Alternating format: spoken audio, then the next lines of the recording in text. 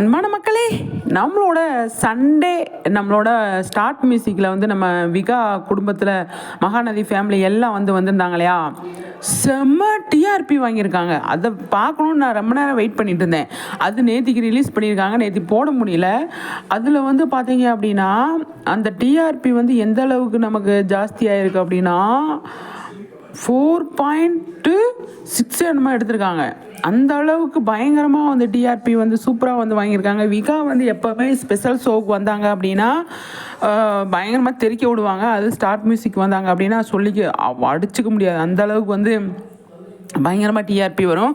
அதே மாதிரி நம்மளோட சீரியலுக்கு வந்தால் செம்மையாக இருக்கும் அப்படின்னு தான் நான் நினைப்பேன். ஏன்னு சொல்லி பார்த்தீங்க அப்படின்னா சீரியல் வந்து இந்த 2 வாரமாக வந்து கொஞ்சம் ரொம்ப டல்லாக போயிட்டுருக்கு அப்படிங்கிறதுக்கு ஒரு ப்ரூஃபே அவங்க வந்து ரிலீஸ் பண்ணியிருக்காங்க. என்னன்னு சொல்லி பார்த்தீங்க அப்படின்னா நம்ம ஆல்ரெடி எப்போவுமே சொல்கிறது என்னன்னு சொல்லி பார்த்தீங்க அப்படின்னா சீரியலை வந்து டிவியில் பாருங்கள், ஸ்கிப் பண்ணாமல் பாருங்கள். அதாவது போர் அடிக்குது அப்படின்னா சேனலை சேஞ்ச் பண்ணுறது, மியூட்டில் போடுறது, இதெல்லாம் வந்து போட்டால் நமக்கு வந்து டிஆர்பி கம்மி தான் ஆகும். சரிங்களா?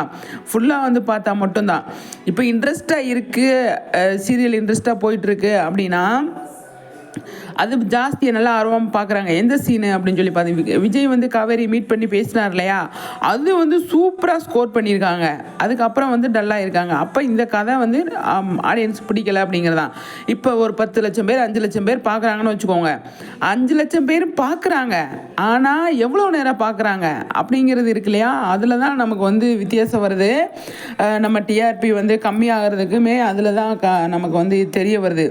ஆனால் ஸ்பெஷல் ஷோ சண்டேயில் வந்த ஸ்டார்ட் மியூசிக் மாதிரி எல்லாருமே பார்க்குறாங்க.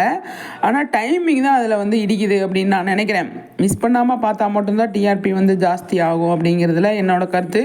பார்ப்பேன் அடுத்தடுத்து ட்ராக் எந்த மாதிரி கொண்டு போகிறாங்க அப்படின்னு சொல்லிட்டு. இன்றைக்கி மாதிரி ட்ராக்லாம் கொண்டு போனால் சுத்தமாக வந்து டிஆர்பி ஏறாது. உண்மையை பேசணும் இல்லையா.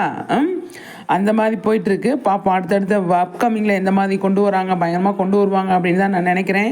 ஏன்னா ஷூட்டிங் ஸ்பாட் பிடிஎஸ் எல்லாம் பார்க்கும்போது பயங்கரமாக அனல் பறக்குது அப்படிங்கிறதான்.